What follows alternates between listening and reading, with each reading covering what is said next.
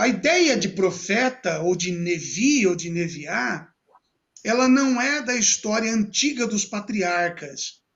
Não havia profeta no tempo dos patriarcas. Havia patriarcas, os grandes sábios da antiguidade, mormente me referindo do século XX, antes da Era Comum, antes de Cristo, antes da Era Comum.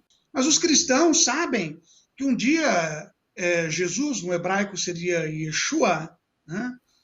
Yeshua ben Yosef, Jesus filho de José, um dia ele se levantou numa sinagoga, afinal ele frequentava sinagogas, era um mestre, ele entrava nas sinagogas na grande Israel, digamos assim, e ele entrou numa sinagoga de Cafarnaum e leu um trecho, mas não um trecho da Torá, ele leu um trecho da Haftará, de Yeshayahu, de Isaías. Né?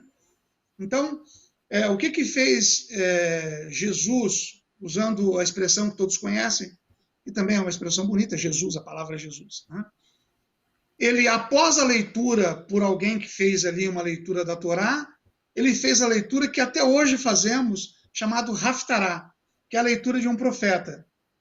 Então, após a leitura da Torá, da porção da Torá, tem sempre uma porção de um profeta. E Isaías é um profeta constante nas Haftarot, dos serviços até hoje, que é desde a época anterior a Jesus, desde a época do cativeiro da Babilônia, quando os ferazim começaram a se formar, os mestres, os rabinos, né?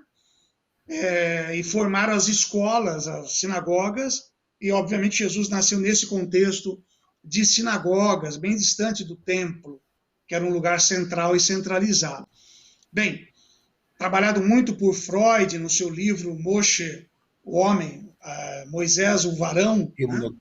Bem, ele ouve o conselho de uma pessoa de uma outra região desértica, ele estabelece uma estrutura judiciária, mas demonstra-se aí uma extrema preocupação de Moshe com a justiça. Sedaká. Sedaká, ou tzedek. Justiça no sentido abstrato, e tzedakah, que seria a diké, a justiça concreta, concretizada. Moisés descia ao detalhe de discutir, por exemplo, se as mulheres teriam ou não direito sucessório. É do direito hebraico que nasce a sucessão feminina.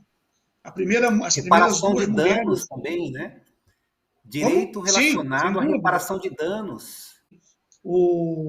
A capital do reino de Israel, que até hoje a consideramos como capital de Israel, apesar das dificuldades, enfim, dos conflitos, mas como judeus consideramos Jerusalém a capital de Israel e não Tel Aviv, né?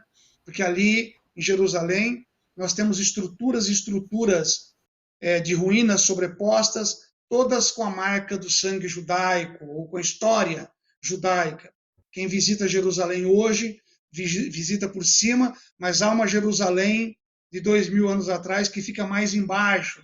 Tem que descer as escadarias para encontrar, por exemplo, onde Jesus teria andado, não é em cima, onde as pessoas às vezes fazem o turismo, é na Jerusalém de baixo. Né? A palavra ratá, que foi traduzida para pecado, significa errar o alvo. Você mira um alvo e você erra. Então, você perdeu o seu GPS, você perdeu a sua indicação, a sua placa. A instrução que nós chamamos Torá é para trazer as pessoas a este GPS. Olha, não erre aqui, para que você possa ir bem na sua vida, para que você possa ter sucesso na sua vida humana. Portanto, quando falamos em profeta, estamos falando de alguma coisa que interessa a toda a humanidade. Se nós falamos em sacrifícios animais, sacrifício da pomba, da gordura, estamos falando de um universo cerimonial judaico específico. Mas quando falamos de justiça, tzedek, ou a justiça concretizada, tzedakah, realizar a justiça, ver a justiça, esse é o conceito de Isaías, é fazer justiça, e não apenas falar de justiça. Ou seja, é o pão no prato da viúva e do órfão. Isso é tzedakah.